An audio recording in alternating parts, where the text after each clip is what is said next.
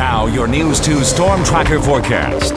Stormy yesterday, nice and pleasant today. We're moving in the right direction. Exactly. A little bit chilly out there tonight and a light freeze for those folks that may have gone garden shopping over the 80-degree weekend that we had. But it's going to be a chilly night, but a clear night. We've got a beautiful shot of the full moon rising in the east on our News 2 arena cam. Meanwhile, last night's storms and the red boxes that indicated tornado watches last night are all long gone and pushed on over the mountains of East Tennessee, as well as the Carolina mountains out into the Atlantic Ocean. And we've seen clearing skies behind that line of storms today. Plenty of sunshine, cool temperatures, but with the clear skies tonight, that temperature is going to tumble. The northwesterly breeze helped cool us down today.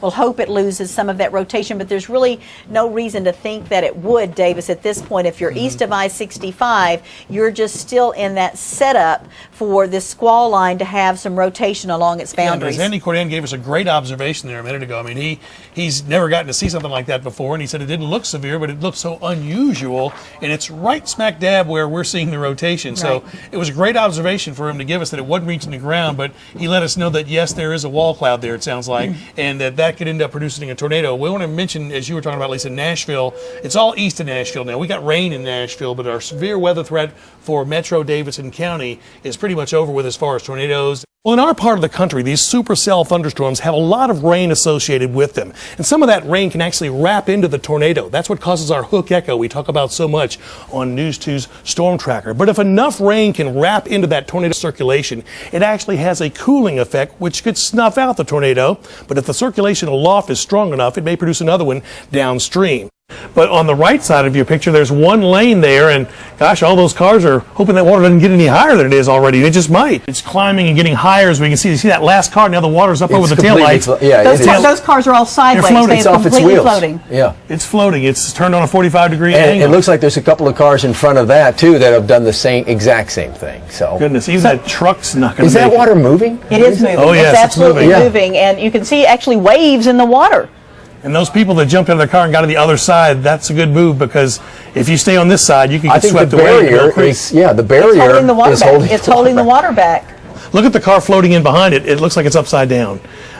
This is just incredible. I really hope to God that all these people got out of these cars safely before these cars were submerged. Look at that one. It's upside down, about to run into that mobile home. This is so dangerous. News 2's Davis Nolan is out in the elements. The flakes are getting bigger and bigger, Davis. You got that right, Lisa. I think you can plainly see the snow is really coming down here in Nashville. We're at Nolansville Road and I-440. I wanted you to take a look at the overpass over 440 at Nolansville Road. And yes, the cars are still just going across a wet overpass, and that's good news. But I tell you what, I think we're just barely squeezing this rush hour commute in. To get our infrared temperature sensor gun now, we're going to show you right now what the temperature of the grass is here on the grassy surface, already down to 33 degrees. News 2's Davis Nolan tells us just how easily a wildfire can begin. With as dry as it's been, even if we get some rain, we could have fire problems here in Middle Tennessee. We've already had numerous brush fires due to the dry ground, and all these leaves that have fallen off the trees just add more ground fuel. But this year we could actually have something different. With the dry leaves in the trees, if we get a windy day, we could actually have a forest fire, something we don't see very often here in Middle Tennessee.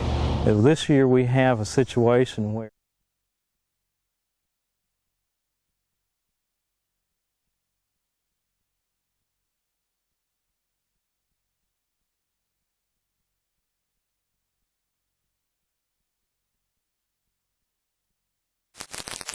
Okay.